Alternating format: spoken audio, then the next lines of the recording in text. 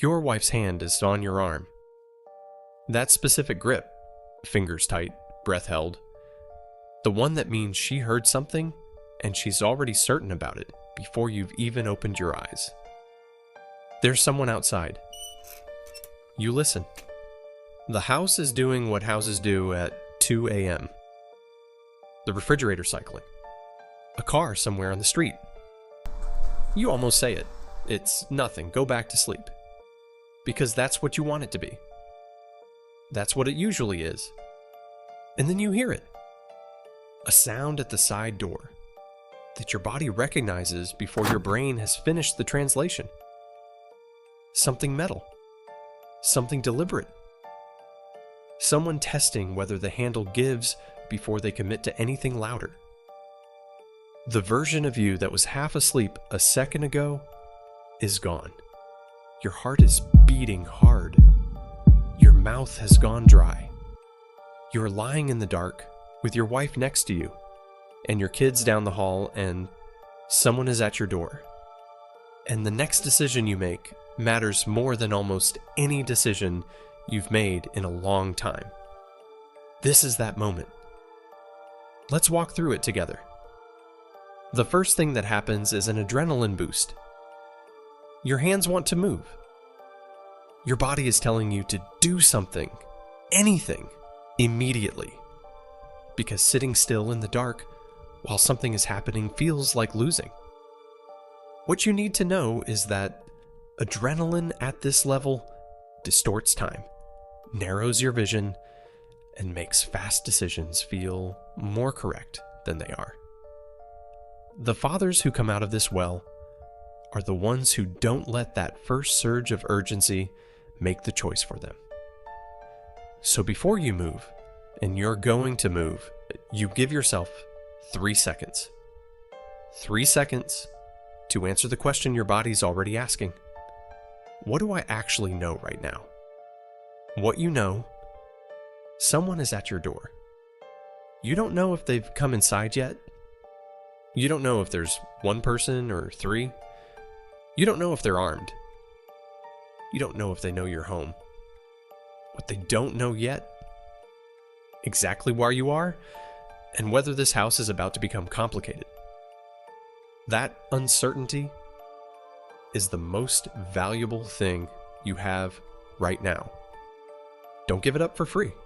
According to the Bureau of Justice Statistics, roughly 1 million burglaries a year happen while someone is home.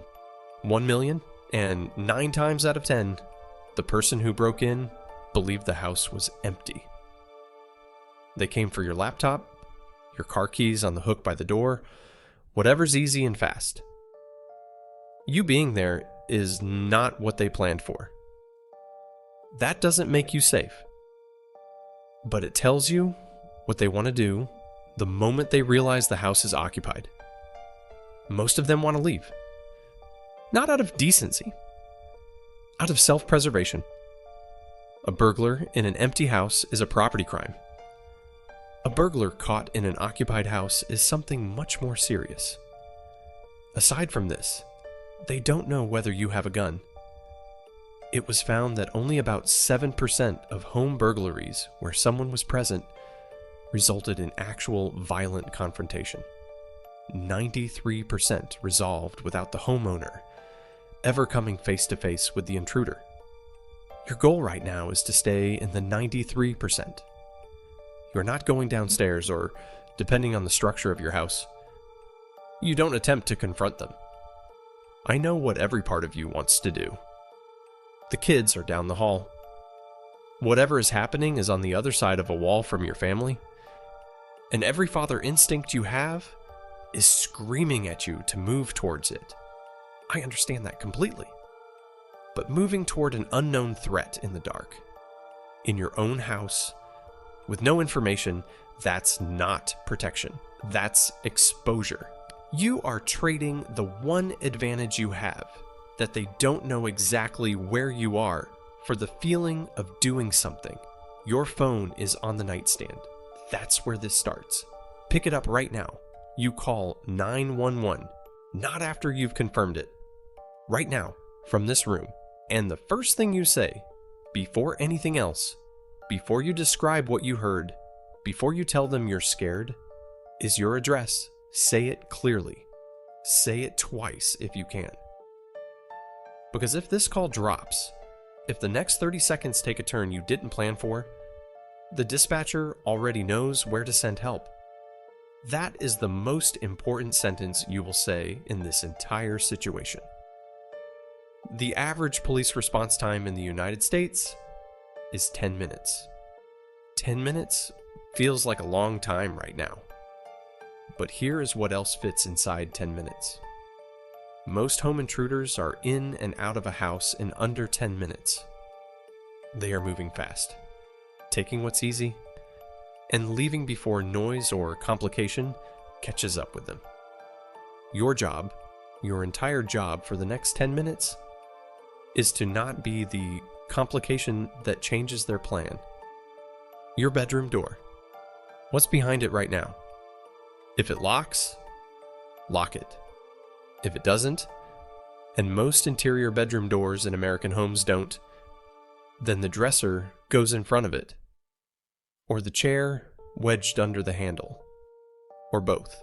Anything that turns a door that opens in 2 seconds into a door that takes 30, because 30 seconds is time. And time, right now, is the only currency that matters. Your wife is awake. She is scared. You are scared. That is real, and it is allowed, and it doesn't change what needs to happen next. In a low voice, not a whisper, which carries further than people think, but a low, even voice. You tell her where you are and what you're doing. You are in this room. The door is secured. You have called 911. You are waiting. And then, the thing you've been dreading since the moment you heard that handle. The kids. They're down the hall. You know which room. You know what the floor sounds like between here and there. You have run that distance in 3 seconds in the daylight when they were crying. In the dark, right now, with someone somewhere in or near your house, it's a different question entirely. There is no clean answer to this. I'm not going to give you one, because anyone who does is lying to you. What I can give you is how to think through it, because the dispatcher on that phone line can help you in real time, and what you decide should be based on one question. Where is the sound? And what is between you and your kids? If the sound is at the front of the house and your children's rooms are closer to you than to the threat, you move. Slowly. Lights off. Close to the wall. Not running, because running makes noise and noise gives away position. You move like you're trying not to wake anyone, because in a terrible way, that's exactly what you're trying to do. You get to that room, you get those kids, you bring them back behind that door.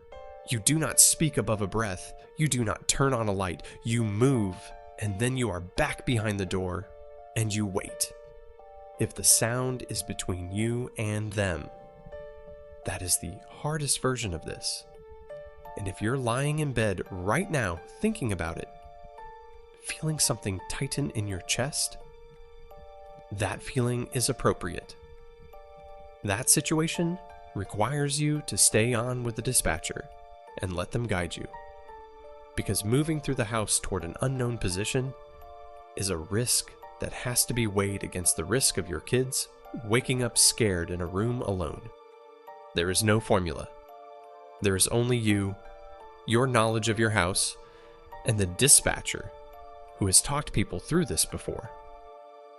What you do not do, in either version, you do not call out, you do not shout their names, you do not announce that you are in the house and that there are children here.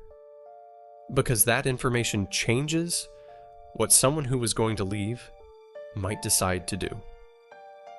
Now, the question I know has been sitting in the back of your mind since this started. The weapon. If you own a firearm and it is accessible, loaded, staged correctly within reach, This is the moment the question becomes real instead of theoretical. And I want to be straight with you about what real looks like, because most of the content that addresses this either goes too far in one direction or pretends it doesn't exist. A firearm changes the situation in both directions.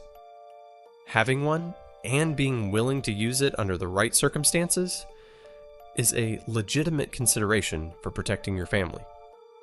But here is what most people don't think about clearly at 2 a.m. with adrenaline running. The moment you present a weapon, you have escalated the encounter to a level where the other person's response becomes the variable. If they have a weapon too, and you don't know yet whether they do, you have just moved from a property crime into something else. If there are multiple people, and you don't know it, the same. If they were heading for the door, and now they aren't, you change that. None of this means don't have one, or don't use it if it comes to that. What it means is that a firearm is not a guarantee of safety at this moment.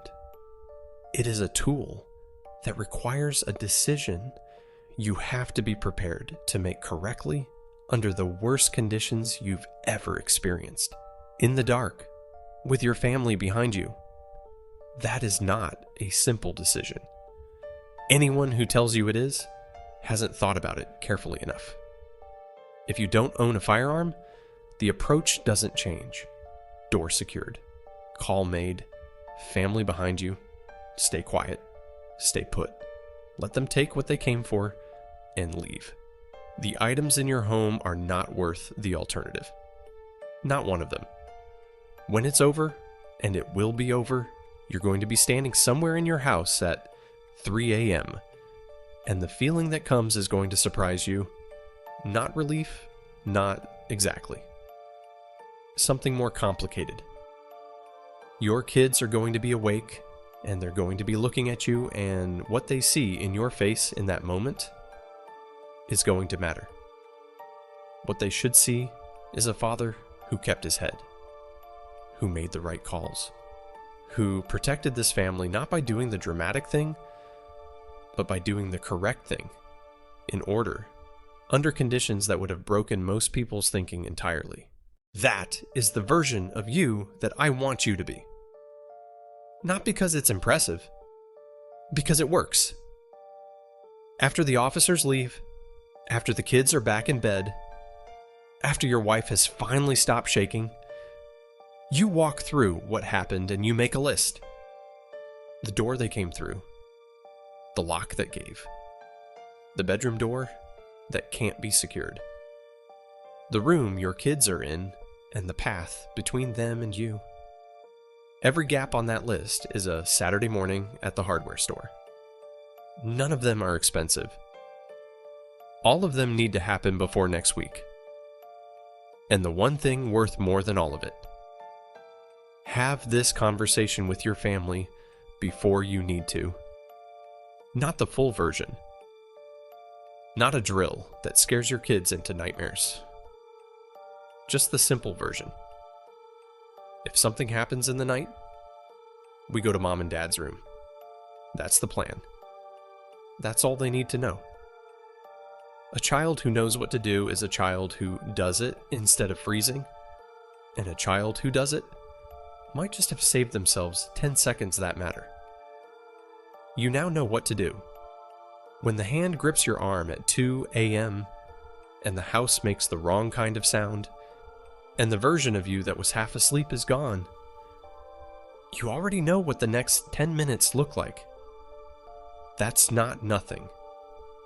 That's the job.